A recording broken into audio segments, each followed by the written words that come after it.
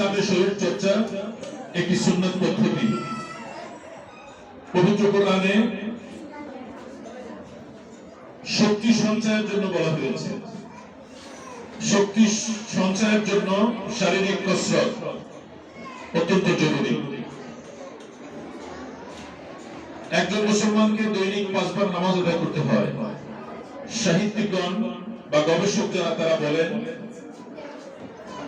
ইসলামের ফতোয়া তাই যে ইসলামে যদি সর্বশ্রেষ্ঠ ইবাদত নামাজ না হতো তাহলে সালাত শরীর চর্চার অন্যতম মাধ্যম হয়ে যেত। এটা নামাজের মধ্যে শরীরের এমন কোন অঙ্গ প্রত্যঙ্গ নেই যা অনুশীলন না হয়ে থাকে। পায়ের একদম আঙুল থেকে শুরু করে নিয়ে মাথা পর্যন্ত শরীরের রক্ত সঞ্চালন, এই সবগুলো এক্সারসাইজ করলে যা যা হয় তা নামাজের মধ্যে আছে।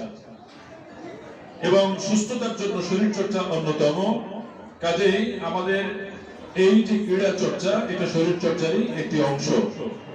সেই হিসাবে আমরা বার্ষিক এই শরীর চর্চা কার্যক্রমে তোমরা অংশগ্রহণ করেছো, অনেকে বিজয়ী হয়েছে, অনেকে বিজয়ের কাছাকাছি গিয়ে ফিরে এসেছো।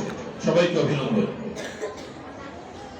কোন প্রতিযোগিতায় সবাই বিজয়ী হয় না, বিজয়ের কাছে যে অনেকে ফিরে আসে। এই যে তোমাদের সামনে তোমাদের বড় বোন জান্নাতুল ফেরদাউস সাকিবা আমাদের জেলা পর্যায়ে, উপজেলার পরে জেলা পর্যায়ে শ্রেষ্ঠ শিক্ষার্থী মাদ্রাসার মধ্যে নির্বাচিত হয়েছে। এর পিছনে নিশ্চয়ই কোনো গুণাবলী কাজ করেছে। আবার বিভাগীয় পর্যায়ে অন্য আরেকজন শিক্ষার্থী শ্রেষ্ঠ হয়েছে। কাজে প্রতিযোগিতায় 1, 2, 3 এগুলো হয়, এটি নিয়ম। ওখান থেকে শিখতে হবে যে আমি এবছর পারিনি তো কি হয়েছে, আগামী বছর পারব। ছোট্ট শিক্ষার্থীরা, তোমাদেরকে একটা ছোট্ট বাস্তবতা জানাই। আমাদের দেশে আমাদের জাতীয় পশুর কি নাম? রয়্যাল বেঙ্গল টাইগার, তাই না?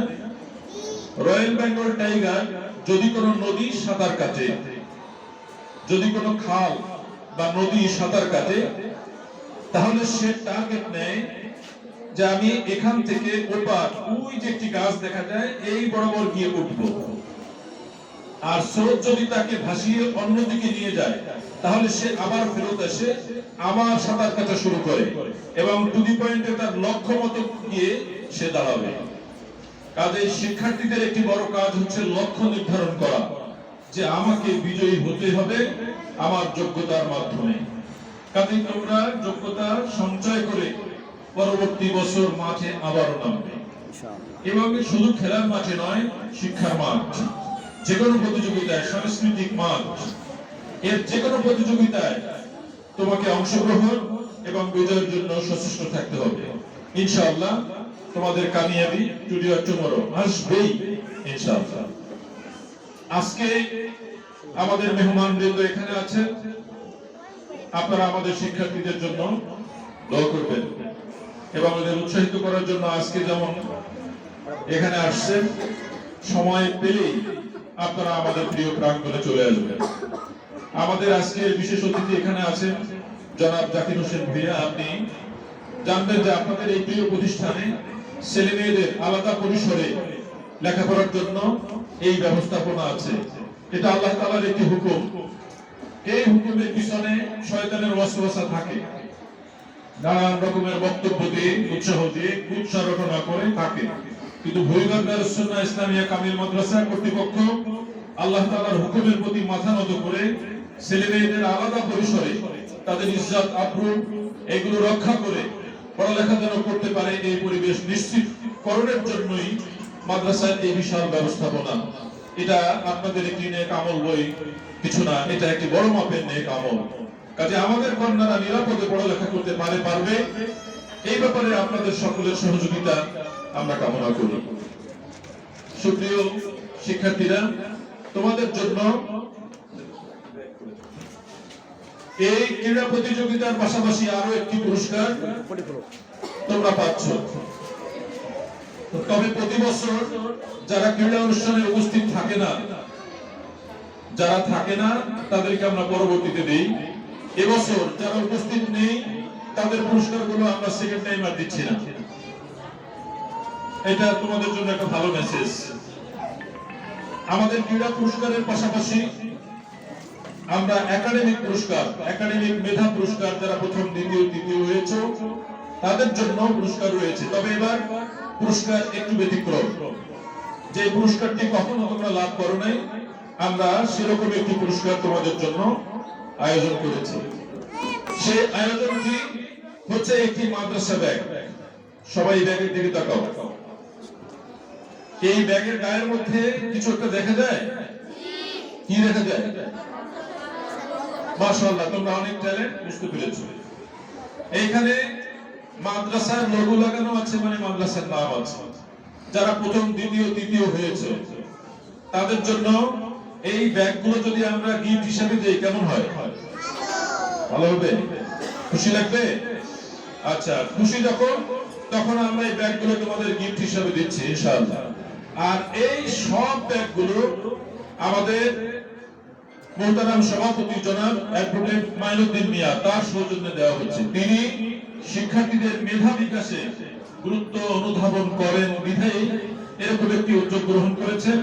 আমরা আমাদের প্রতিষ্ঠান, শিক্ষক, শিক্ষার্থী, অভিভাবক সকলের পক্ষ থেকে তাকে কৃতজ্ঞতা জানাই, ধন্যবাদ জানাই যে তিনি একটি খেদমতের আয়োজন করেছেন। আল্লাহ তাআলা আপনার এই বিনিয়োগকে জান্নাতে যাওয়ার সোপান হিসেবে কবুল মঞ্জুর করুন এবং ভবিষ্যতে আপনি আরো বড় খেদমত করতে পারেন, আমরা সেই দোয়া করছি। তো যারা প্রথম দ্বিতীয় হয়েছে আজকে আমাদের এই মেধা পুরস্কার পাচ্ছ, তবে যারা উপস্থিত নেই তারা পাচ্ছ না, এটা মোটামুটি নিশ্চিত। তো যাই হোক, আমাদের অতিথিবৃন্দ আছে, তাদের কাছ থেকে আমরা গুরুত্বপূর্ণ কথা শুনবো এবং যারা পুরস্কার পেয়েছো তারা তো অভিনন্দন পাচ্ছ, পুরস্কার পাচ্ছ, সবই পাচ্ছ। আর যারা বিজয়ী হতে পারোনি তাদের জন্য আমাদের উৎসাহ, তাদের জন্য আমাদের বক্তব্য হচ্ছে তোমরা আগামীকালকে পাবে, আগামী প্রতিযোগিতায় পাবে ইনশাআল্লাহ। হতাশার কিছু নেই, বরং সাহস নিয়ে চেষ্টা নিয়ে সামনে এগোবে, অবশ্যই তোমরা পেয়ে যাবে পরবর্তী পুরস্কার। মহিলা শাখায় আগামী 29শে জানুয়ারি অর্থাৎ আগামী বৃহস্পতিবার পিঠা উৎসবের দিনক্ষণ ধার্য করা হয়েছে। জানো এটা? জানা আছে? পিঠা উৎসব, পিঠা বানিয়ে বানিয়ে নিয়ে আসতে হবে। আমাদের অতিথিবৃন্দ যারা আছেন তাদেরকে আমরা আমাদের এই কর্মদের হাতের কাজ কত সুন্দর, এরা এইসব বিষয়ে কতটা অবদান রাখতে পারে। আমাদের ঐতিহ্যবাহী পিঠা, এটা যে সমাজ থেকে ফাস্টফুড কেড়ে নিয়ে যাচ্ছে সেটা এখনো কেড়ে নিয়ে যায় নাই, আমাদের চর্চাটা রয়ে গেছে। বাংলার ঐতিহ্যবাহী শীতের যে পিঠা, সেই পিঠা উৎসব আমরা ধরে রেখেছি। আগামী বৃহস্পতিবার অনুষ্ঠিত হবে। আপনাদেরকে আমরা দাওয়াত দিচ্ছি, আমন্ত্রণ জানাচ্ছি পিঠা উৎসব উপভোগ করার জন্য। সকলে উপস্থিত থাকবেন ইনশাআল্লাহ। তো আমি আপনাদের প্রতি কৃতজ্ঞতা প্রকাশ করছি, কষ্ট করে এখানে এসেছেন। আর কৃতজ্ঞতা প্রকাশ করছি আমাদের যারা ক্রীড়া অবদান রেখেছেন, আমাদের শিক্ষক মন্ডলী। আমাদের ক্রীড়া প্রতিযোগিতার আহ্বায়ক হিসেবে মুফতি জাহাঙ্গীর আলম তিনি দায়িত্ব পালন করেছেন। তাকে এবং তার টিমমেট যারা এই কাজে নানান দিক থেকে আঞ্জাম দিয়েছে তাদের প্রতি আমরা কৃতজ্ঞতা জ্ঞাপন করছি এবং দোয়া করছি আল্লাহ তাআলা যেন তাদের কাজের জাযায়ে খায়ের দান করেন। আপনাদের আয়োজনে আমরা মহিলা শাখায় এখানে আমাদের মতো করে, মেয়েদের মতো করে খেলাগুলো পরিচালিত হয়েছে। সেই খেলার পুরস্কার আমরা কিছুক্ষণের মধ্যে ওদের হাতে তুলে দেব। তো আমি সকলকে আবার অভিনন্দন জানিয়ে এবং আয়োজক তাদের প্রতি কৃতজ্ঞতা জানিয়ে আমি আমার কথাগুলো শেষ করছি। আসসালামু আলাইকুম ওয়া রাহমাতুল্লাহি ওয়া বারাকাতুহু।